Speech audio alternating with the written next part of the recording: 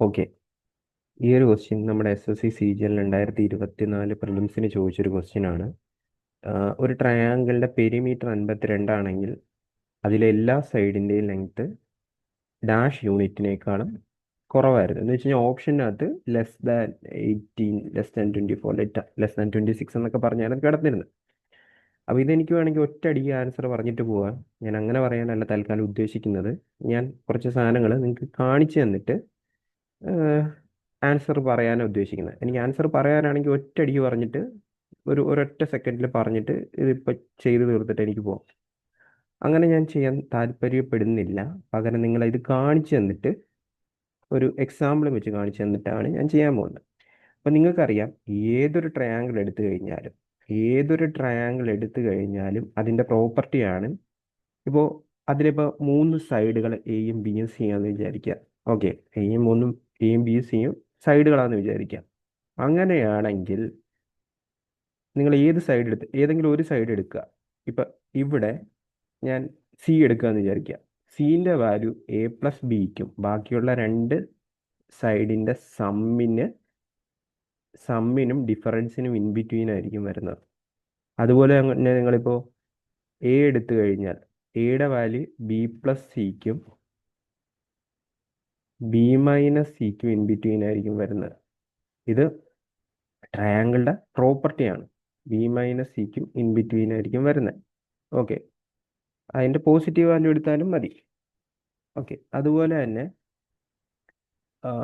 അടുത്തത് നിങ്ങൾ ബി ആണ് എടുക്കണമെങ്കിൽ ബാക്കിയുള്ള രണ്ട് സൈഡ് A+Cക്കും A-Cക്കും ഇൻ ബിറ്റ്വീൻ ആയിരിക്കും ഇതിൻ്റെ വാല്യൂ വരാൻ പോകുന്നത്. ഇതവിടെ ഇരിക്കട്ടെ. അപ്പോൾ ഇതൊന്നും നമുക്ക് നോക്കണമല്ലോ. നമുക്ക് ഏറ്റവും ബേസിക് ആയിട്ട് അറിയാവുന്ന ഒരു ട്രയാങ്കിളാണ് 3, 4, 5 ഉള്ള റൈറ്റ് ആംഗിൾ ട്രയാങ്കിൾ. അപ്പോൾ ഇതൊന്ന് ചെക്ക് ചെയ്ത് നോക്കുക നിങ്ങൾ കറക്റ്റ് ആണോ എന്ന്. ഇപ്പം ഞാൻ 3 സൈഡിൻ്റെ ലെങ്ത് എന്ന് പറഞ്ഞ് എടുത്തെന്ന് വിചാരിച്ചോ. അത് സത്യം പറഞ്ഞു കഴിഞ്ഞാൽ 5+4 9നും 5-4 1നും ഇൻ ബിറ്റ്വീൻ വരുന്ന വാല്യൂ അല്ലേ ഈ പറയുന്ന 3 ആണല്ലോ. അപ്പോൾ അത് ഓക്കെ. രണ്ടാമത്തെ കേസ് 4 സൈഡിൽ നിന്ന് എടുത്തു കഴിഞ്ഞാൽ 5+3 8നും 5-3 2നും ഇൻ ബിറ്റ്വീൻ വരുന്ന വാല്യൂ അല്ലേ. അതും ശരിയാണ്. എടുത്തു കഴിഞ്ഞാൽ 5 എടുത്തു കഴിഞ്ഞാൽ 4+3 7നും 4-3 1നും ഇൻ ബിറ്റ്വീൻ വരുന്ന വാല്യൂ ആണ് 5. അപ്പോൾ ഇതെല്ലാം ഓക്കെയാണ്. ഇനി ഈ ഒരു ക്വസ്റ്റ്യൻ ചെയ്യാനായിട്ട് ഞാൻ എന്താ ചെയ്യണമെന്ന് വെച്ച് കഴിഞ്ഞാൽ ഇതെല്ലാം ഞാൻ കളയുവാണ്. ഇതിപ്പോൾ ഞാൻ ജസ്റ്റ് കാണിക്കാൻ വേണ്ടി നിങ്ങളെ ചെയ്തതന്നേ ഉള്ളൂ.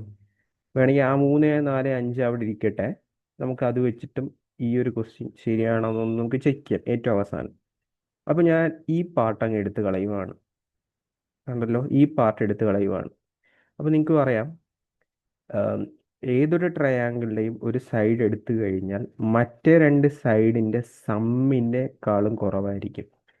ട്രയാങ്കിളിലെ ഏതെങ്കിലും ഒരു സൈഡ് എടുത്തു കഴിഞ്ഞാൽ മറ്റേ രണ്ട് ഭാഗത്തിനേക്കാളും എന്തായിരിക്കും?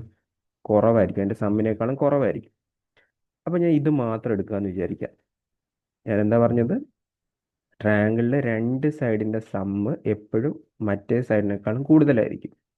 ഇനി ഇതൊരു ഇന്നിക്വാലിറ്റി ആണല്ലോ. ഇതിൻ്റെ രണ്ട് സൈഡിലും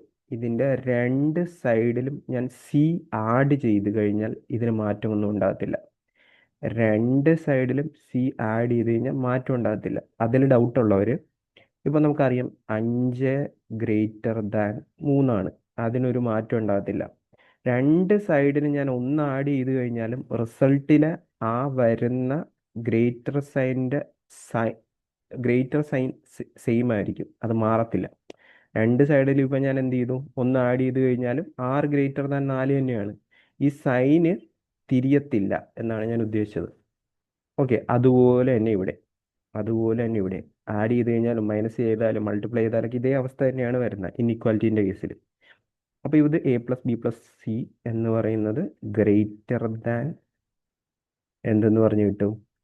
2C എന്ന് പറഞ്ഞു കിട്ടും. ഇനി ഞാൻ എന്ത് ചെയ്യുന്നു? രണ്ട് സൈഡിൽ 2 വെച്ച് ഡിവൈഡ് ചെയ്യുന്നു. മാറ്റം വരത്തില്ല. ഇൻഇക്വാലിറ്റിയുടെ സൈൻ മാറത്തില്ല. രണ്ട് സൈഡിലും 2 വെച്ച് ഡിവൈഡ് ചെയ്യുന്നു. Okay, equal to C. ഈ എ പ്ലസ് ബി പ്ലസ് സിക്ക് പകരം വേണമെങ്കിൽ എനിക്ക് എന്ത് ചെയ്യാം? പെരിമീറ്റർ ഓഫ് ട്രയാങ്കിൾ എന്ന് പറഞ്ഞൂടെ? എ പ്ലസ് ബി പ്ലസ് സിക്ക് പകരം പെരിമീറ്റർ ഓഫ് ട്രയാങ്കിൾ എന്ന് പറഞ്ഞൂടെ? സോ പെരിമീറ്റർ ഓഫ് ട്രയാങ്കിൾ എന്ന് പറഞ്ഞാൽ ഗ്രേറ്റർ ദാൻ സി ആയിരിക്കും. ഇതിപ്പോൾ നമ്മൾ ആദ്യത്തെ കേസ് എടുത്തു. രണ്ടാമത്തെ കേസ് എടുക്കുമ്പോൾ എന്ത് കിട്ടും? ഇതേപോലെ പെരിമീറ്ററിന്റെ പകുതി എന്ന് പറയുന്നത് എയിനേക്കാളും വലുതായിരിക്കും. അടുത്ത മൂന്നാമത്തെ കേസ് എടുത്തു കഴിഞ്ഞാൽ എന്ത് കിട്ടും? ഇതേപോലെ പെരിമീറ്ററിന്റെ പകുതി എന്തിനേക്കാളും വലുതായിരിക്കും? മൂന്നാമത്തെ സൈഡിനേക്കാളും അതിൻ്റെ മൂന്നാമത്തെ സൈഡിനേക്കാളും വലുതായിരിക്കും. അപ്പോൾ ഏതൊരു ട്രയാങ്കിൾ എടുത്തു കഴിഞ്ഞാലും അതിൻ്റെ പെരിമീറ്ററിൻ്റെ പകുതി എന്ന് പറയുന്നത് എല്ലാ സൈഡിനേക്കാളും വലുതായിരിക്കും. ഓക്കെ, അപ്പോൾ ഇതിൽ പെരിമീറ്റർ 52 എന്നാണ് പറഞ്ഞിരിക്കുന്നത്. അപ്പോൾ ഇതിൻ്റെ സൈഡുകൾ എന്ന് പറയുന്നത് പെരിമീറ്ററിനേക്കാളും ചെറുതായിരിക്കും. ഞാൻ വലുതാണെന്നാണ് നേരത്തെ പറഞ്ഞൊരു ഡൗട്ട്, എന്നാലും ഒന്നുകൂടി തിരിച്ച് പറയാം. ഏതൊരു ട്രയാങ്കിൾ എടുത്തു കഴിഞ്ഞാലും അതിൻ്റെ എല്ലാ സൈഡുകളും അതിൻ്റെ പെരിമീറ്ററിനേക്കാളും ചെറുതായിരിക്കും. ഓക്കെ, പെരിമീറ്ററിൻ്റെ പകുതിനേക്കാളും ചെറുതായിരിക്കും. ഏതൊരു ട്രയാങ്കിൾ എടുത്തു കഴിഞ്ഞാലും അതിൻ്റെ എല്ലാ സൈഡും പെരിമീറ്ററിൻ്റെ പകുതിയേക്കാളും ചെറുതായിരിക്കും. ഇതാണ് തിയറി. ഇതാണ് തിയറി. അപ്പോൾ ഇതിൻ്റെ ആൻസർ എന്താ വരുന്നത്? 26-നേക്കാളും ചെറുതായിരിക്കും. ഇനി സംശയം ഉണ്ടെങ്കിൽ നോക്കാം. 3, 4, 5 എൻ്റെ ട്രയാങ്കിൾ എടുക്കുന്നു. ഇതിൻ്റെ പെരിമീറ്റർ 4, 3, 7, 12. 4, 3, 7, 5, 12. പെരിമീറ്ററിൻ്റെ പകുതി 6ആണ്. ഈ 6-നേക്കാളും ചെറുതാണ് 5, 6-നേക്കാളും ചെറുതാണ് 4, 6-നേക്കാളും ചെറുതാണ് 3. സോ ആ ഒരു രീതിക്ക് ഞാൻ പ്രൂവ് ചെയ്ത് കാണിച്ചിട്ടുണ്ട്. സോ ഇതായിരിക്കും ഇതിൻ്റെ ആൻസർ. 26-നേക്കാളും ചെറിയ നമ്പർ ആയിരിക്കും വരാൻ പോകുന്നത്.